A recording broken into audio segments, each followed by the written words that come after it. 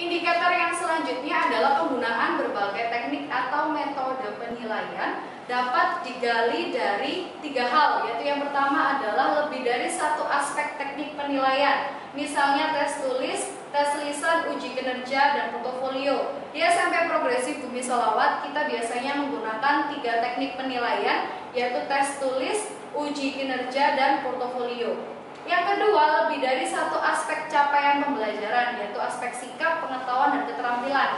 Di dalam RPP, yaitu terdapat di lampiran, ada penilaian sikap, penilaian pengetahuan, dan penilaian keterampilan. Yang terakhir adalah penilaian proses dan hasil belajar. Untuk teknik penilaian, di dalam tes tulis kita biasanya ujian pada KD3.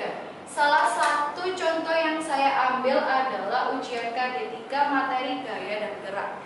Di sini siswa diberikan 15 soal, termasuk soal literasi, dan nanti dari hasil pengerjaan soal ini, siswa akan mendapatkan hasil ujian tulis atau ujian KD3. Untuk ujian KD4, yaitu ujian praktiknya, saya ambil juga dari materi gaya dan gerak. Di sini nanti siswa akan berkelompok, satu kelompok terdiri dari 2 siswa dan terdapat 3 spot percobaan. Nanti siswa akan melaksanakan praktikum secara bergilir. Setelah melaksanakan di spot yang pertama, akan melaksanakan di spot yang kedua dan spot yang ketiga. Dari hasil kegiatan ini kita dapatkan yaitu uji kinerja. Apakah siswa bisa mengerjakan kegiatan dalam praktikum di materi gaya dan gerak atau tidak. Yang terakhir adalah penilaian portofolio. Di dalam penilaian portofolio terdapat 2 hal yang kita lakukan. Yang pertama adalah penilaian dari guru dan yang kedua adalah penilaian diri. Salah satu contoh yang saya ambil adalah dari pembelajaran bahasa Indonesia. Dari penilaian guru, salah satu contohnya adalah indikator siswa memahami dan mampu mendefinisikan cerita fabel. Dari sini nanti guru memberikan skor kepada siswa, yaitu skornya adalah 1, 2, dan 3. Skor 1 berarti siswa masih belum bisa memahami. Skor yang kedua yaitu nilai 2, siswa masih setengah memahami, dan yang ketiga siswa sudah paham betul. Untuk penilaian dari guru, semuanya disesuaikan dengan indikator yang dicapai dalam pembelajaran tersebut. Untuk portofolio penilaian diri, berarti ini bentuk pernyataan yang nanti akan diberikan kepada siswa. Siswa menjawab iya atau tidak. Kalau siswa menjawab iya, berarti siswa memahami betul materi yang disampaikan. Tapi kalau tidak, berarti siswa masih belum memahami. Sehingga ketika siswa menyebutkan tidak atau memilih tidak, otomatis guru akan memberikan catatan. Catatan ini berguna untuk memberikan tindak lanjut. Salah satu contoh saya ambil dari bahasa Indonesia juga. Contoh penilaian portofolio, siswa dapat memahami cerita fabel. Nah, di sini siswa bisa memberikan centang iya atau tidak. Misal siswa masih belum memahami, berarti siswa bisa mencentang tidak. Dari hasil ini nanti guru bisa menyimpulkan bahwa si A atau siswa ini diberikan tindak lanjut seperti apa. Selanjutnya yaitu lebih dari satu aspek capaian pembelajaran, yaitu bisa penilaian sikap, pengetahuan, keterampilan, atau penilaian sikap dan pengetahuan, atau penilaian pengetahuan dan keterampilan. Apakah ketiganya harus ada? Tidak, minimal hanya 1 penilaian. Namun lebih baiknya adalah 3 penilaian. Nah, di sini di dalam RPP kita, di semua RPP yang sudah kita kerjakan, di dalam lampiran terdapat 3 penilaian, yaitu penilaian sikap, penilaian pengetahuan, dan penilaian keterampilan.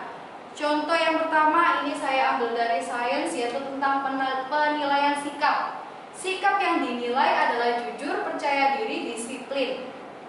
Indikator atau kriteria dari siswa jujur adalah siswa mengerjakan mandiri tanpa melihat jawaban teman. Jadi ketika siswa itu diberikan soal, maka siswa mengerjakannya sendiri.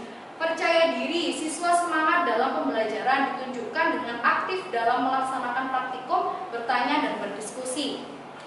Nah, ini adalah contoh dari penilaian sikap. Selanjutnya adalah penilaian pengetahuan.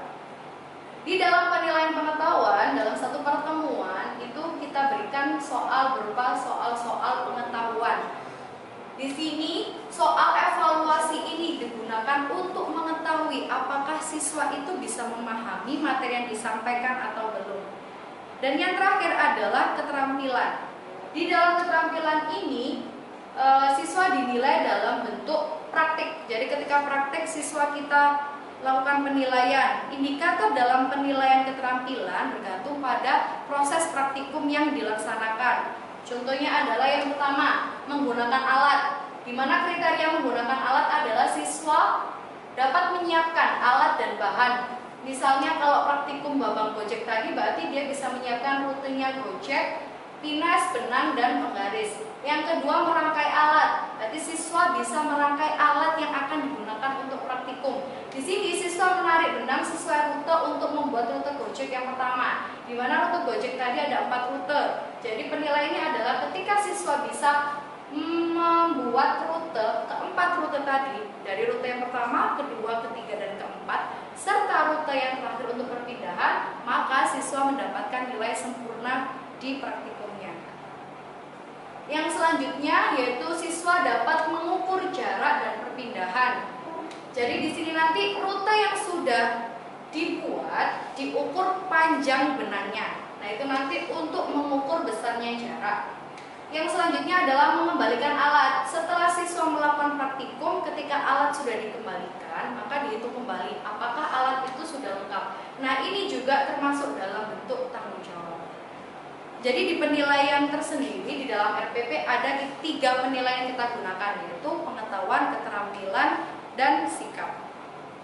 Selanjutnya mengenai penilaian proses dan hasil belajar, ini nanti adalah proses selama siswa belajar di dalam kelas, yaitu bentuknya adalah penilaian dari guru dan hasil belajarnya bisa dilihat dari hasil tes tulisnya.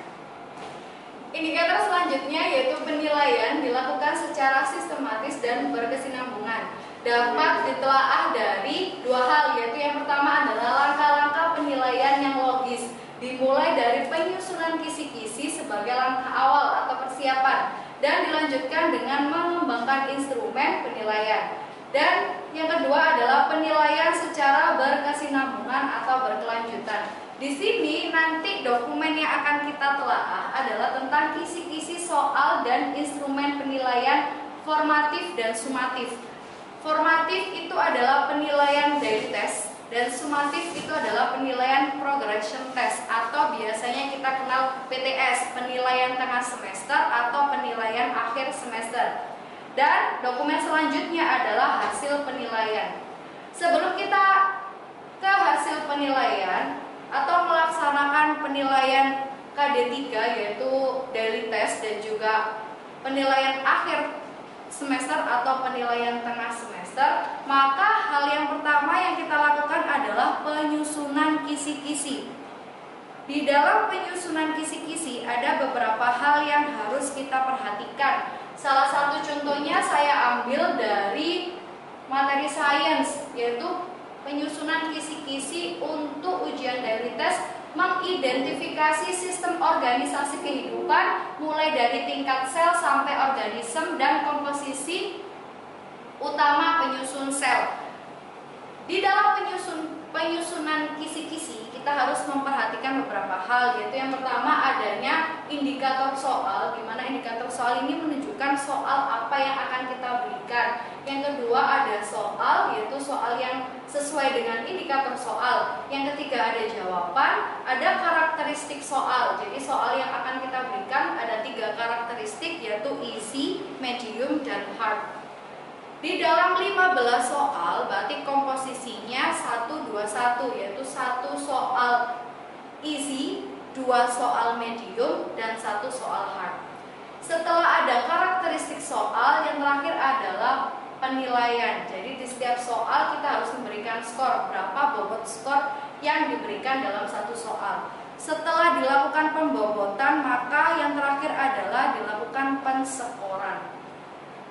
Setelah kisi-kisi sudah terbuat, maka soal ini, instrumen soal ini kita berikan kepada siswa untuk dilakukan ujian daily test. Selanjutnya hampir sama untuk yang sumatif dan formatif itu juga sama, yaitu yang pertama hal yang harus kita tinjau adalah membuat kisi-kisi soal dan instrumen penilaiannya. Yang kedua yaitu hasil penilaian, di mana setelah siswa melakukan ujian atau melaksanakan ujian, maka di situ terdapat hasil dari ujiannya. Hasil dari ujiannya ini kita dapatkan dari rubrik penilaian. Jadi setelah siswa melakukan ujian atau melaksanakan daily test dan progression test, hasilnya akan dilakukan analisis, yaitu hasil jawabannya siswa. Dari hasil analisis jawaban siswa akan didapatkan nilai siswanya. Nah, nilai ini nanti adalah hasil dari penilaian.